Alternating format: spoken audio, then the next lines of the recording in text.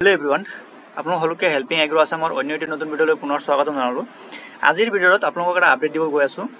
যিসকল ষ্টুডেণ্টে 2025ত আসাম এগ্ৰিকালচাৰ ইউনিভাৰ্চিটিৰ সিটি এক্সামটো দিছে তেওঁলোকৰ কাউন্সেলিংত কিছুমান ইম্পৰ্টেন্ট ডকুমেন্টছ লাগিব। সো সেই ডকুমেন্টছ কেইটা যদি আপোনালোকৰ নাথাকে তেনেহলে আপোনালোকৰ এডমিশনটো নহয়।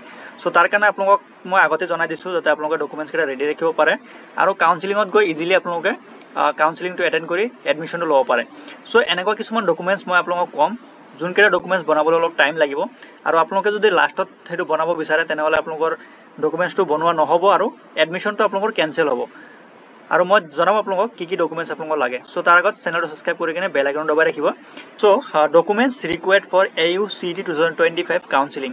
সো কি ডকুমেন্টছ আপোনালোকৰ লাগিব কাউন্সেলিংৰ কাৰণে। সো প্ৰথম ডকুমেন্টছটো হ'ল একনলেজমেন্ট শীট। সো একনলেজমেন্ট শীটটো কি হয় আপোনালোকে যেতিয়া এডমিট কাৰ্ডটো ডাউনলোড কৰিছিলে ড্যাশবোৰ্ডত গৈ আসাম এগ্ৰিকালচাৰ ইউনিভাৰ্চিটিৰ যোনটো অফিচিয়েল ৱেবসাইট আছে সেই অফিচিয়েল ৱেবসাইটত নিজৰ ৰেজিষ্ট্ৰেচন নাম্বাৰ পাছৱৰ্ড দিয়াৰ পিছত যোনটো ড্যাশবোৰ্ড পাব তাতে আপোনালোকে একনলেজমেন্ট শীট বুলি এটা অপচন পাব হেতু ডাউনলোড কৰি ল'ব। ঠিক আছে। দেন নেক্সট ডকুমেন্টছটো হ'ল স্কোৰ কাৰ্ড। আপোনালোকৰ যেতিয়া ৰিজাল্ট দিব ৰিজাল্ট দিয়াৰ পিছত আপোনালোকে এটা স্কোৰ কাৰ্ড পাব যে আপোনালোকৰ কিমান পাৰ্চেণ্টেজ আহিলে ফিজিক্স কেমিষ্ট্ৰি বটানী আৰু জুলজিত।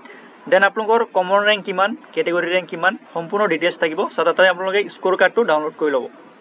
দেন নেক্সট ডকুমেন্টটো হ'ল HSLC মাৰ্কশ্বিট। সো আপোনালোকৰ ক্লাছ 10ৰ মাৰ্কশ্বিটটো আপোনালোকে ওলাই ৰাখিব উইথ আপোনালোকে জেৰক্স ৰাখিব লগতে আপোনালোকৰ অৰিজিনেলটো ৰাখিব কাৰণ আপোনালোকৰ অৰিজিনেলটো চেক কৰিব লগতে আপোনালোকৰ জেৰক্সটো সাবমিট কৰিব লাগিব। দেন নেক্সট হ'ল HSLC পাছ সাৰ্টিফিকেট। সো HSLC পাছ সাৰ্টিফিকেট লাগিব অনলি সেৱা বোৰ্ডৰ ষ্টুডেণ্টবিলাকৰ। যিসকল ষ্টুডেণ্টে CBSE বোৰ্ডৰ পৰা আহিছে তেওঁলোকৰ HSLC সাৰ্টিফিকেট নালাগে পাছ সাৰ্টিফিকেট কাৰণ তেওঁলোকৰ যোনটো মাৰ্কশ্বিট থাকে তাতে পাছ সাৰ্টিফিকেট থাকে।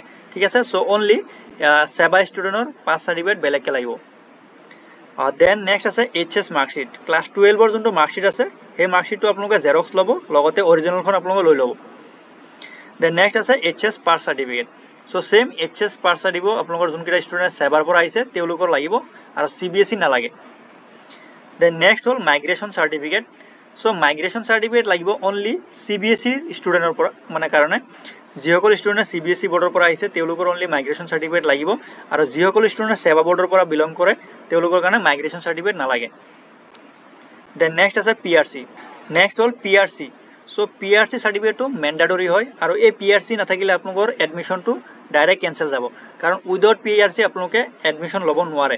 সো PRC বনাবলৈ মিনিমাম আপোনালোকৰ 15 ডেজ লাগিব পাৰে।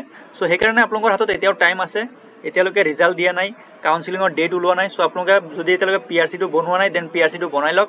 এইটো মেণ্ডাটৰী হয় উইদাউট PRC আপোনালোকে এডমিশন ল'ব নোৱাৰে।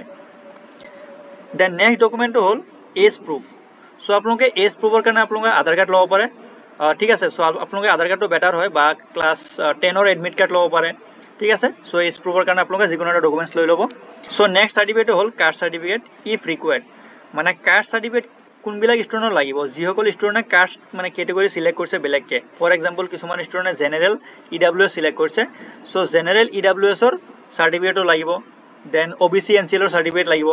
সো আপোনালোকে কাষ্ট সাৰ্টিফিকেটো লৈ ল'ব আপোনালোকে জেৰক্স ল'ব লগতে অৰিজিনেলখন ল'ব কাৰণ অৰিজিনেলখন যদি আপোনালোকে নাথাকে তেনেহ'লে কাষ্ট সাৰ্টিফিকেট একচেপ্ট নকৰে। সো নেক্সট আছে medical fitness certificate. So medical fitness সাৰ্টিফিকেটটো আপোনালোকে AU ফৰ্মেটত বনাব লাগিব।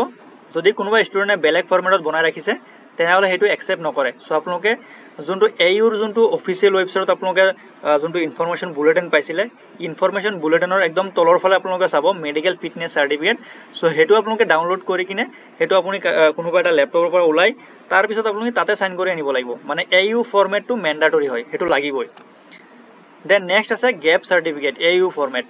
সো গেপ সাৰ্টিফিকেটটো সেম আপোনালোকৰ AU ফৰ্মেটত বনাব লাগিব। সো যদি আপোনালোকে AU ফৰ্মেটত গেপ সাৰ্টিফিকেট নবনায় তেনেহ'লে আপোনালোকৰ সাৰ্টিফিকেটটো একচেপ্ট নকৰে আৰু এই গেপ সাৰ্টিফিকেটটো আপোনালোকে ক'ৰ পৰা বনাব। সো সেইটো আপোনালোকৰ নিয়াৰ বাই পুলিচ ষ্টেচনৰ পৰা বনাই আনিব লাগিব গেপ সাৰ্টিফিকেট। দেন নেক্সট আছে পাছপোৰ্ট সাইজ ফটো। সো আপোনালোকৰ 3 কপিমান ফটো লৈ যাব লগত পাছপোৰ্ট সাইজ ফটো আপোনালোকে লৈ যাব সেইটো বেটাৰ হয়। দেন নেক্সট আছে আপোনালোকে এটা বস্তু আপোনালোকে মনত ৰাখিব লাগিব কাৰ্ড পে'মেণ্ট অৰ নেট বেংকিং অৰ UPI একচেপ্টেড। সো আপোনালোকে যেতিয়া এডমিশন ল'ব এডমিশন ফিটো যেতিয়া আপোনালোকে পে'মেণ্ট কৰিব তেতিয়া আপোনালোকৰ কেছ আপোনালোকৰ একচেপ্ট নকৰে নো কেছ পে'মেণ্ট। ঠিক আছে। আপোনালোকে যদি ভাবিছে আপোনালোকে কেছ পে'মেণ্ট কৰিব তেনেহ'লে একচেপ্ট নকৰে। সো অনলি কাৰ্ড পে'মেণ্ট কৰিব লাগিব বা নেট বেংকিং বা UPI। সো এইকেইটা আপোনালোকে পেমেন্ট কৰিব লাগিব কাউন্সিলিঙৰ টাইমত আৰু যদি আপোনালোকে কাউন্সিলিঙত যদি পেমেন্ট কৰিব নোৱাৰে তেনেহলে আপোনালোকৰ এডমিশনটো নহয় সো পেমেন্ট কৰাটো ইম্পৰ্টেন্ট হয় সো এইকেইটা আছিল ইম্পৰ্টেন্ট ডকুমেন্টস সো এই ডকুমেন্টস কেইটা আপোনালোকে আগতে ৰেডি ৰাখিব যদি কিবা আপোনালোকৰ প্ৰবলেম মানে পাই আছে বা আপোনালোকে কিবা বুজি পোৱা নাই তেনেহলে ভিডিও ডেসক্ৰিপশনত কন্টাক্ট নম্বৰ পাব তাতে আপোনালোকে কন্টাক্ট কৰি ল'ব পাৰিব ঠিক আছে সো আজিৰ কাৰণে ইমানখিনি আছিল ভিডিওটো আপোনালোকৰ কাৰণে হেল্পফুল হলে ভিডিওটো লাইক কমেন্ট কৰি যিমান পাৰে ভিডিওটো শ্বেয়াৰ কৰিব আৰু চেনেলটো সাবস্ক্ৰাইব কৰিবলৈ নাপাহৰিব ধন্যবাদ